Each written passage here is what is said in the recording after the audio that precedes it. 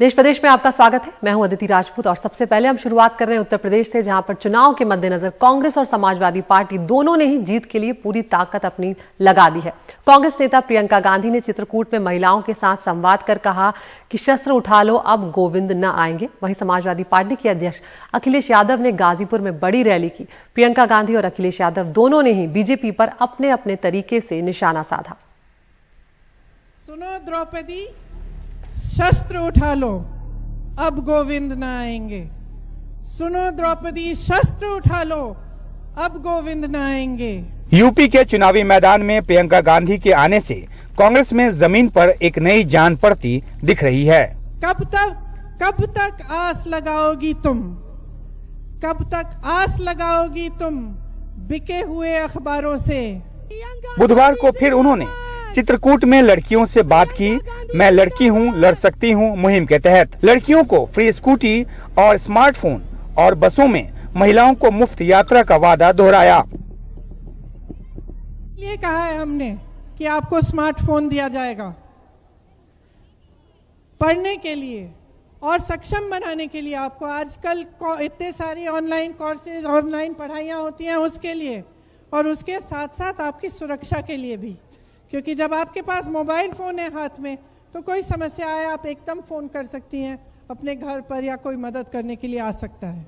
इसी तरह से जो स्कूटी की प्रतिज्ञा है, तो जो स्कूटी देने की प्रतिज्ञा है, इससे आप, जैसे आपने कहा कि पढ़ाई करने के लिए आपको दूर जाना पड़ा था, उससे बहुत सुविधा होगी। वो बीमार हो जाती हैं। खास बात यह है कि प्रियंका बस भाषण नहीं देती, लड़कियों को भी अपनी बात रखने का अवसर देती हैं और लड़कियां भी खुलकर बोल रही हैं। बहुत रुलाया है, बहुत प्रताड़ित किया है। मेरी बस्ती टोटल दलित समुदाय की बस्ती है। कभी आपका वहां जाना हुआ तो ये मेरी बस्ती का सौभाग्य होगा। आज भी वहां नाली और रोड जैसी दिक्कतें इसका सामना करना पड़ता है, क्योंकि हम दलितों के लिए, वोट के लिए सब कोई हमारे पास आता है, हमारे विकास के लिए कोई नहीं आता। उत्तर प्रदेश की जिस पूर्वांचल एक्सप्रेसवे का उद्घाटन पीएम मोदी ने मंगलवार को किया, बुधवार को उसी पर अपनी ताकत दिखाने अखिलेश यादव पहुंच गए। समाजवादी पार्टी की इस रैली में बड़ी तादाद में भीड़ जुटी। अखिलेश ने योगी सरकार पर निशाना साधा। इस गाजीपुर बॉर्डर से लेकर के और वो गाजीपुर का बॉर्डर, वहां तक भारतीय जनता पार्टी का सफाया इसलिए होगा कि इन्होंने किसानों के ऊपर जीप चला दी। कोई सोच सकता है कि किसानों की हत्या कर दी जाए जीप चढ़ा करके? उत्तर प्रदेश की जनता हाथरस की बेटी को नहीं भूले हैं, कस्टोडियल डेथ है, अपमानित हो रहे हैं लोग। और जो अमित शाह ने कही कि भैया अगर समाजवादी पार्टी आएगी तो बीजेपी का है जैम, जनधन, आधार और मोबाइल, और समाजवादी पार्टी आएगी तो उनका एक अलग जैम होगा, जिन्ना होगा, आजम खान होगा, मुख्तार अंसारी होगा। भारतीय जनता पार्टी के लिए जे फॉर झूठ है, ए फॉर अहंकार है और एम फॉर महंगाई है। कम से कम झूठ, अहंकार और महंगाई पे भारतीय जनता पार्टी कब बात करेगी? आज देश में डीजल पेट्रोल की कीमत क्या है? नौकरियां नहीं है, खाद की बोरी से चोरी हो गई, डीएपी नहीं है। किसी भी किसान से आप पूछ लो, धान खड़ा है खेत में, क्या धान की कीमत मिली है? यहाँ पर कोई धान की कीमत क्या दे पाए हमारे गरीब किसान को? सपा और कांग्रेस दोनों ने ही यूपी में एक दूसरे से गठबंधन की संभावना से इनकार कर दिया है। दोनों ही पार्टियां अपनी अपनी ताकत लगा रही हैं, लेकिन यूपी की राजनीति में अभी पुल के नीचे से बहुत पानी बहना बाकी है। नई दिल्ली से उमाशंकर सिंह, एनडीटीवी इंडिया।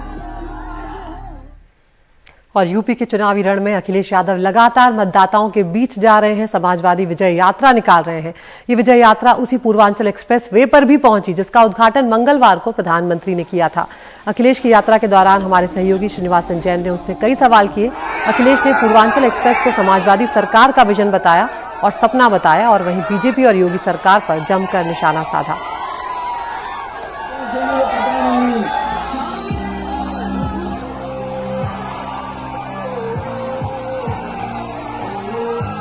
ये समाजवादी पूर्वांचल एक्सप्रेसवे का इतना बड़ा इंफ्रास्ट्रक्चर का प्रोजेक्ट, ये भारतीय जनता पार्टी का विजन नहीं था। भारतीय जनता पार्टी ने अपने चुनाव में भी इस समाजवादी पूर्वांचल एक्सप्रेसवे के बारे में नहीं कहा। अच्छा। ये जिस समय समाजवादी सरकार थी उसी समय तय किया गया था कि पूर्वांचल के इलाके को जोड़ने के लिए जितना अच्छा आगरा लखनऊ एक्सप्रेसवे बनाए, इससे बेहतर एक्सप्रेसवे यहाँ बनाएंगे। इसके किनारे मंडियाँ बने जिससे ग्रामीण अर्थव्यवस्था भी बेहतर हो। ये सपना अगर किसी ने देखा था तो समाजवादियों ने सपना देखा था। सवाल ये है कि इस गाजीपुर बॉर्डर से लेकर के और वो गाजीपुर का बॉर्डर वहाँ तक भारतीय जनता पार्टी का सफाया इसलिए होगा कि इन्होंने किसानों के ऊपर जीप चला दी। कोई सोच सकता है कि किसानों की हत्या कर दी जाए जीप चढ़ा करके? उत्तर प्रदेश की जनता हाथरस की बेटी को नहीं भूले हैं। कस्टोडियल डेथ है, अपमानित हो रहे हैं लोगों के साथ जिस तरह का व्यवहार होना चाहिए था, इनकी जेब काटी जा रही है। डीजल पेट्रोल की जो कीमतें महंगी हुई हैं, क्या इनकी जेब नहीं काटी जा रही है? पार्टी ने क्षेत्रीय दल छोटे दलों को साथ जोड़ा है और यही जो रंग है, ये पीला रंग, ये लाल रंग, ये हरा रंग, ये नीला रंग, सब रंग को एक जोड़ दिया है। ये हमारा बहुरंग का इंद्रधनुष है, बहुरंगी इंद्रधनुष है। ये खुशहाली का गठबंधन है हमारा। प्रियंका गांधी जी से कोई बात हुई, कुछ तालमेल की, कुछ एनीथिंग? अभी कोई बातचीत नहीं है। लेकिन क्या you think there is no chance of that? Congress से कोई गठबंधन समाजवादी पार्टी नहीं करेगी। तो चुनाव के नजदीक आते ही अब हर जगह पर चुनावी रंग नजर आने लगा है। लिहाजा गढ़मुक्तेश्वर के कार्तिक मेले में भी सियासी रंग देखने को मिले। किसान नेता राकेश टिकैत ने मेले में बीजेपी के सफाये की बात कही और साथ ही उन्होंने लखनऊ में होने वाली महापंचायत को लेकर बीजेपी को चेतावनी भी दे डाली। उन्होंने कहा कि गढ़मुक्तेश्वर से लेकर अगर हमें रोका गया, हमारी जो लखनऊ में पंचायत होने वाली उसे वहां पर रोका गया तो पीएम और सीएम को हम उतरने नहीं देंगे। रविशंजन शुक्ला की रिपोर्ट।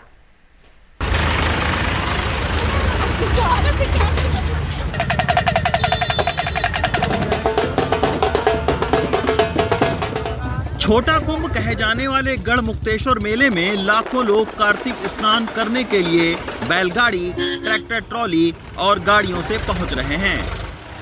ये हुजूम देखकर सियासी नेताओं के भी हजारों बैनर पोस्टर लग गए हैं। सियाना के अलीपुर गांव के बुग्गी पर सवार होकर परिवार समेत 65 साल के रामरतन कहते हैं कि इस बार नेता ज्यादा पहुंच रहे हैं।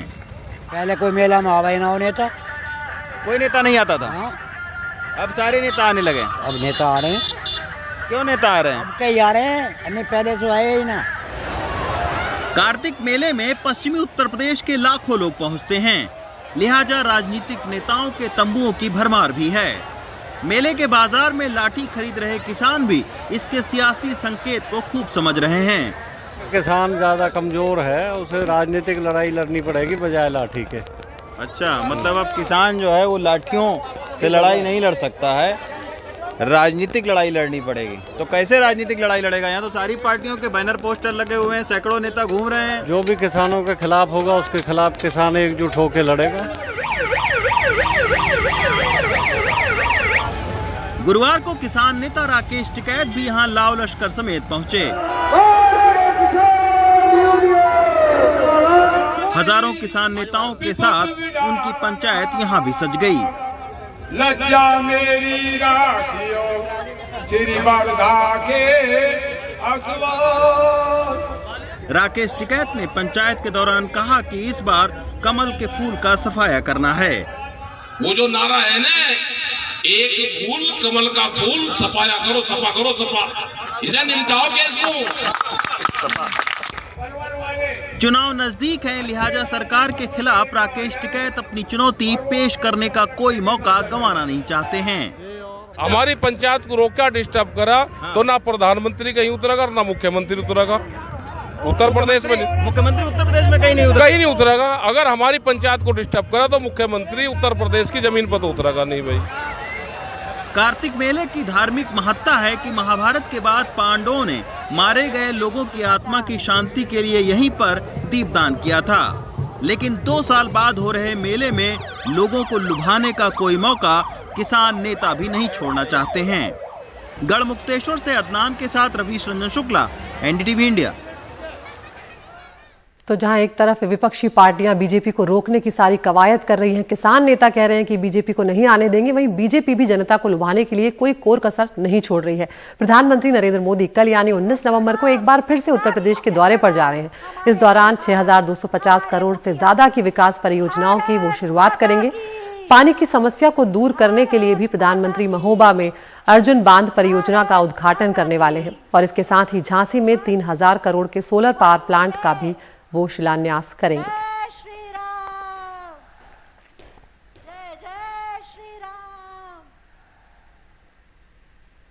आगे बढ़ते हैं, राजस्थान की बात करते हैं। दिल्ली में सचिन पायलट के साथ आलाकमान की बैठक के बाद अब ये तय माना जा रहा है कि राजस्थान में अशोक गहलोत मंत्रिमंडल में कई चेहरे बदल जाएंगे। इस बात का इशारा अब खुद मुख्यमंत्री अशोक गहलोत ने भी दे दिया। उन्होंने शिक्षकों के एक कार्यक्रम में कुछ ऐसा कहा कि उनकी सरकार में बदलाव की चर्चा अचानक से गर्म हो गई है। एक रिपोर्ट आपको दिखाते हैं। राजस्थान में अशोक गहलोत मंत्रिमंडल का विस्तार अब तय है। लंबे समय से पायलट गुट की मांग रही है कि जिन्होंने गहलोत के नेतृत्व के खिलाफ बगावत की थी, उन्हें पुनः मंत्रिमंडल में जगह मिलनी चाहिए। और अशोक गहलोत के बयानों से लगता है अब इसकी तैयारी शुरू हो गई है। शिक्षा विभाग के एक फंक्शन में उन्होंने अपने ही सरकार में भ्रष्टाचार पे सवाल खड़े कर दिए। और फिर हम सुनते हैं कि ये बात तो पैसे गिराने पड़ते हैं। आप बताओ, सही बात है नहीं, मुझे नहीं मालूम है, देने पड़ते हैं क्या? शिक्षा मंत्री गोविंद सिंह डोटासरा ने मंच संभालने की कोशिश की, लेकिन अशोक गहलोत ने साफ इशारा कर दिया कि उनकी विदाई अब मंत्रिमंडल से तय है। पहली बात है तो शिक्षा मंत्री ने कह दी, देखिए आपकी विदाई ले रहे हो।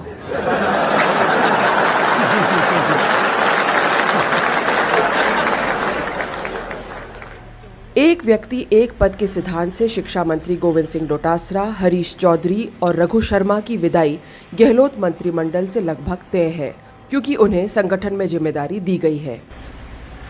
सचिन पायलट की मांग रही है कि उनके समर्थकों को गहलोत सरकार में जगह मिलनी चाहिए और उन्होंने बयान भी दे दिया है कि अगर 2023 में कांग्रेस दोबारा सरकार बनाना चाहती है तो युवा और कार्यकर्ताओं को जगह मिलनी चाहिए।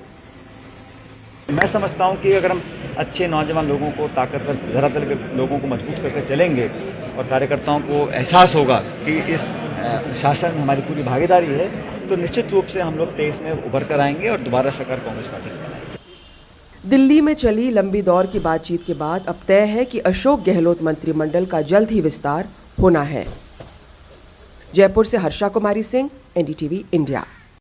और इस वक्त बड़ी खबर आ रही है जम्मू कश्मीर से, जहां पर हैदरपुरा मुठभेड़ जो हुई थी, जिसमें 2 व्यापारियों को आतंकवादियों का मददगार बताकर मार गिराया गया था, उस मुठभेड़ की जांच के आदेश दे दिए हैं। जम्मू कश्मीर के LG ने दिए हैं ये जांच के आदेश। हैदरपुरा मुठभेड़ की मजिस्ट्रेट की से जांच अब करवाई जाएगी और LG ने यहां पर यह कहा है कि जांच रिपोर्ट के बाद जरूरी कार्रवाई जो है वो की जाएगी। हम सीधा रुख कर रहे हैं हमारे डिफेंस एडिटर राजीव रंजन का। राजीव, इस मामले को लेकर परिवार वाले लगातार आरोप लगा रहे थे कि उनके परिजनों को बेवजह मारा गया है और भी कई सवाल थे जो अलग अलग बयान निकल कर आ रहे थे। पहले कहा गया कि वो मददगार थे, फिर कहा कि वो क्रॉस फायरिंग में मारे गए। तो अब ये मामले ने तूल पकड़ा है और अब जांच के आदेश की बात बहुत बड़ी कह सकते हैं कि जो जिनके परिजन मारे गए थे आतंकी बताकर, उनके लिए एक बहुत बड़ी जीत है।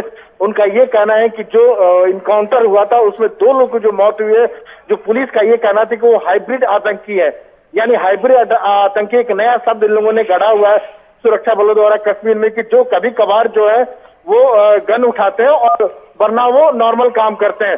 वो लोग, उनके परिवार लगातार इस बात की मांग कर रहे थे। जो जम्मू कश्मीर की जो पार्टियां हैं, खासतौर से महबूबा की PDP की बात कर रहे हैं, NC की बात कर रहे हैं, वो लोग मांग कर रहे थे कि इस मामले की जांच होनी चाहिए और पुलिस जिसको आतंकी बता के मारी है, आतंकी का मददगार बता के मारी है, वो टेररिस्ट नहीं है कम से कम। खासतौर से एक जो परिवार है उनका ये कहना है कि उन्होंने एक दूसरा बच्चा को जिस आतंकी ने मारा था और अब उनको जो है उनके बच्चे को आतंकी बताकर मार दिया गया है। तो एक कह सकते हैं कि जो परिवार जो है लगातार प्रदर्शन कर रहे थे, उनको हालांकि पुलिस ने हटा दिया था, उनके लिए एक बहुत बड़ी सांत्वना वाली बात है कि इस पूरे मामले की जांच होगी और दूध को दूध पानी हो जाएगा कि क्या सुरक्षा बल, पुलिस सही बोल रहे हैं या आम आदमी जो परिवार है जिनके लोग मारे गए हैं वो सही बोल रहे हैं।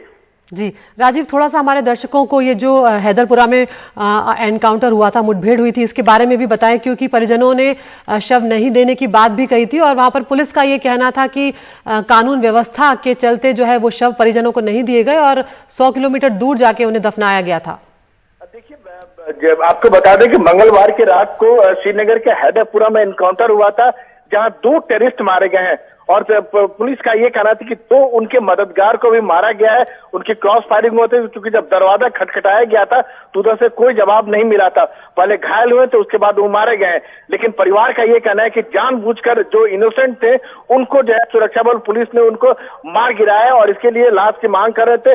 डेड बॉडी की उनकी मां मांग कर रही थी कि भाई उनका अंतिम संस्कार करा सके, लेकिन सुरक्षा बल द्वारा जो आतंकी होते हैं उनका अंतिम संस्कार जहां इनकाउंटर होता है उससे काफी दूर लेके जाकर कराया जाता है ताकि कोई बवाल नहीं हो पाए, कोई हंगामा नहीं हो पाए।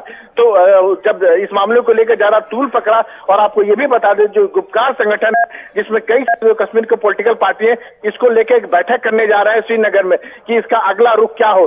जिस तरह से इनोसेंट किलिंग हो रहा है उनका ये कहना है कि आतंकी बताकर कई सारे जो इनोसेंट लोगों को मारा जा रहा है, तो इसको लेकर कह रहे हैं कि एक जांच कमेटी बैठे जो पूरे मामले की जांच करे। जी बहुत शुक्रिया राजीव इस तमाम जानकारी के लिए। तो जम्मू कश्मीर के लेफ्टिनेंट गवर्नर मनोज सिन्हा ने हैदरपुरा में जो मुठभेड़ हुई है उसकी जांच के आदेश दे दिए हैं। मजिस्ट्रेट जांच इस मामले की जाएगी। परिजन लगातार ये आरोप लगा रहे थे कि उनके परिजनों को बेवजह मारा गया है।